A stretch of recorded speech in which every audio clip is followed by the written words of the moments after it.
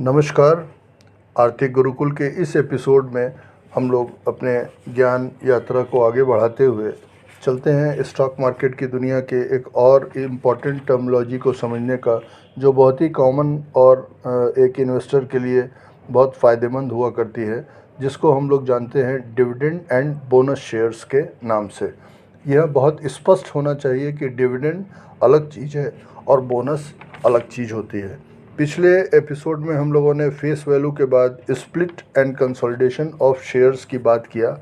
वहाँ पे बहुत इम्पॉर्टेंट है कि जो यह डिविडेंड का कॉन्सेप्ट है, यह इसको हिंदी में लाभांश कहते हैं, और कंपनी में जो इक्विटी कैपिटल के रूप में हम सभी इन्वेस्टर्स अपनी भागीदारी अपनी पूंजी के द्वारा करते हैं, तो जो उसके द्वारा उसके आधार पर जो कंपनी में व्यवसाय किया जाता है या सेवाएं दी जाती है, और वर्ष के अंत में आर्थिक वर्ष के अंत में 31 मार्च को जो भारतवर्ष में अंत होता है, उस पे जब अपनी अकाउंट बुक्स को क्लोज़ किया जाता है, बैलेंस शीट बनाई जाती है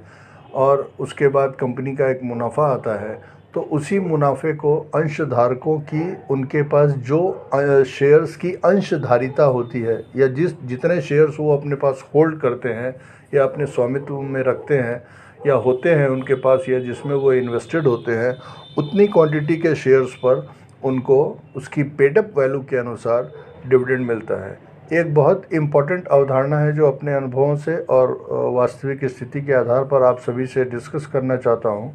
कि डिविडेंड जब भी डिक्लेयर होता है कंपनी की ओर से और बोर्ड ऑफ डायरेक्टर्स के द्वारा अप्रूव होता है, तो वह शेयरों के फेस वैल्यू पर होता है। इसको विशेष तौर पर ध्यान करें और विशेष तौर पर समझें कि dividend always declares on the face value of the shares, not on the market value. एक एग्जांपल के तौर पर अगर हम इस चीज़ को समझना चाहें कि कोई एक कंपनी ए नाम की है जिसके शेयर्स 10 रुपये पेडअप के हैं और उसकी मार्केट में वैल्यू 100 रुपये चल रही है, और बोर्ड ऑफ डायरेक्टर्स ने उस 10 रुपये पेडअप वैल्यू के शेयर्स पर 100% का किसी एक फाइनेंशियल ईयर के लिए डिविडेंड डिक्लेयर किया, तो हमें कतई यह नहीं समझना चाहिए कि उसका वर्तमान भाव बाज़ार का 100 रुपये चल रहा है तो 100 रुपये पर 100% माने 100 रुपये का डिविडेंड मिल जाएगा। डिविडेंड ऑलवेज पैदा होता है उसके शेयर्स के फेस वैल्यू पर। उस आधार पर जिस शेयर का दाम फेस वैल्यू 10 रुपये है और मार्केट वैल्यू उसकी 100 रुपये चल रही है, उसका अगर 100% डिविडेंड डिक्लेयर भी होगा तो वह 10 रुपये पर होगा। अर्थात 10 रुपये पर 100% डिविडेंड का अर्थ ये हुआ कि 10 रुपये के एक शेयर के होल्डर को 10 रुपये ही डिविडेंड के रूप में उस कंपनी के प्राप्त होंगे। तो 100% सुनने में कभी कभी बहुत ल्यूक्रेटिव लगने लगता है और ऐसा लगता है कि अगर ये 100 रुपये का शेयर है उस पर 100% का डिविडेंड है तो क्या 100 रुपये पर 100 रुपये मिलेंगे? नहीं, ऐसा नहीं होता है। 10 रुपये की जो उसकी पेडअप वैल्यू है उसी पर हमेशा इस डिविडेंड के परसेंटेज का निर्धारण होता है और वही इन्वेस्टर्स को मिलता है। आपके पास अगर 10 रुपये के 100 शेयर्स हैं तो 10 रुपये प्रति शेयर के हिसाब से 100 शेयर्स की आपकी अपनी होल्डिंग या धारिता पर आपके पास 1000 रुपये का डिविडेंड आ जाएगा। वर्तमान नियमों के अनुसार किसी भी छोटे इन्वेस्टर अथवा किसी भी प्रकार के इन्वेस्टर जिसके पास डिविडेंड की धनराशि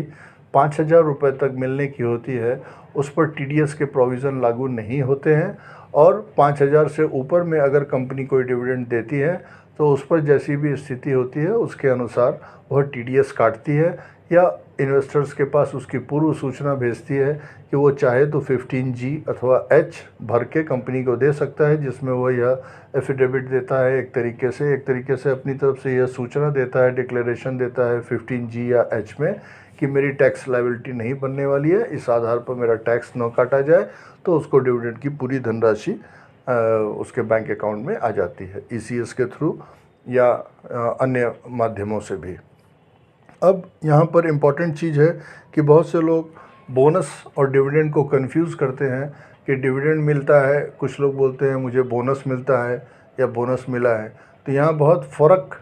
एक बहुत महीन सी नहीं बल्कि एक बहुत मोटी डिफरेंशिएशन की लाइन है कि डिविडेंड लाभांश को कहते हैं, जो कंपनी के द्वारा किए गए व्यापार के बाद कंपनी के द्वारा अर्जित मुनाफे में किसी भी शेयर धारक के उसके अंश के बराबर का लाभ उसको, उसके हिस्से का लाभ उसके अकाउंट में मिल जाता है। यह तो डिविडेंड होता है। और बोनस शेयर्स वो होते हैं जो कंपनी के पास जो अपने एक फंड में पब्लिक इशू के टाइम में जो वो प्रीमियम लेते हैं, या जो उनका और पैसा एक्स्ट्रा जब कंपनी में आता है जिसको वो लोग जनरल रिजर्व में ट्रांसफ़र करते हैं, तो पेडअप कैपिटल जो होती है कंपनी की, सपोज़ करिए कि वह 2 करोड़ रुपए की पेडअप कैपिटल है और कंपनी के पास अपने जनरल रिजर्व में बुक्स में या उनके एक्चुअल बुक्स में, ऑडिटेड बुक्स में उनके पास 10 करोड़ रुपए का जनरल रिजर्व में कैपिटल फंड आ जाता है। तो वह प्रीमियम के माध्यम से हो सकता है या पिछले सालों में बैलेंस शीट में प्रॉफिट से ट्रांसफ़र किए हुए मनी के द्वारा वह जनरल रिज़र्व का क्रिएशन होता है जो बैलेंस शीट में दिखाई पड़ता है।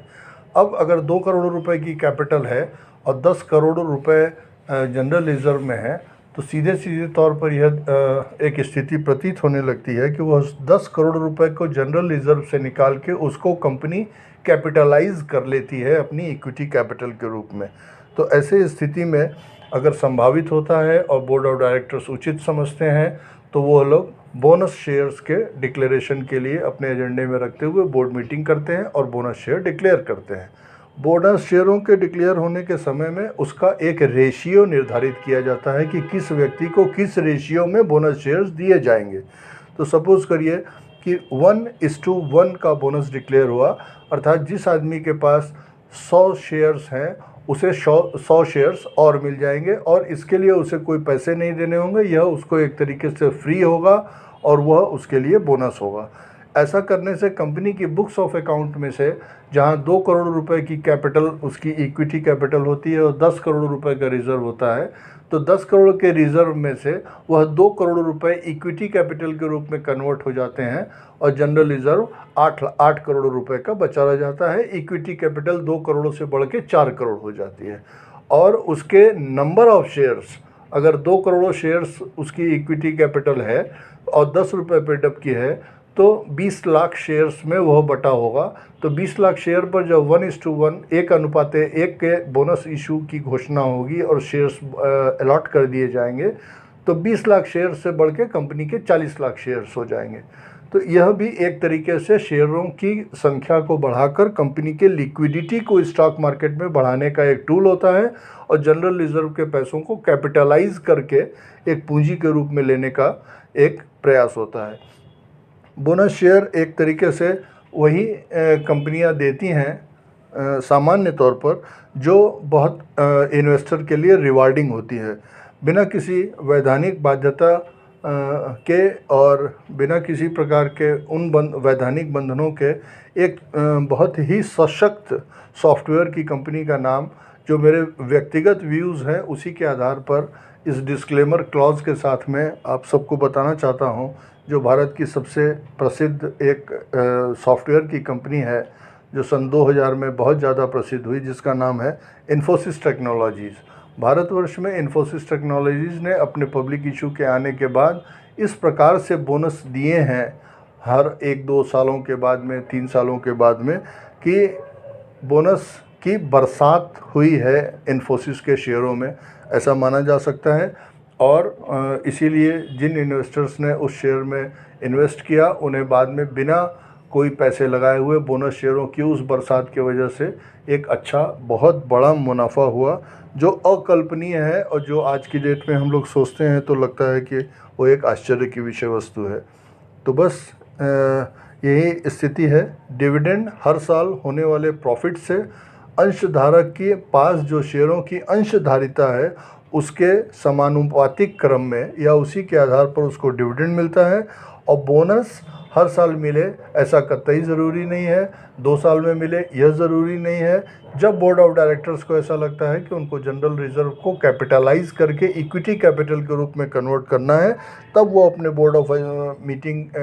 ऑफ डायरेक्टर्स की मीटिंग के एजेंडे में इस बोनस को पास कराते हैं और उस हिसाब से उस जनरल रिजर्व को कैपिटलाइज करके बोनस शेयर्स को अलॉट करके नंबर ऑफ शेयर्स की इक्विटी की संख्या को उसी बोनस के डिक्लेरेशन के अनुपात में बढ़ा लेते हैं। तो बोनस मिलना स्वाभाविक तौर पर एक बहुत खुशी का विषय वस्तु होती है, क्योंकि वह मुफ्त में मिलने वाले कंपनी के शेयर्स होते हैं और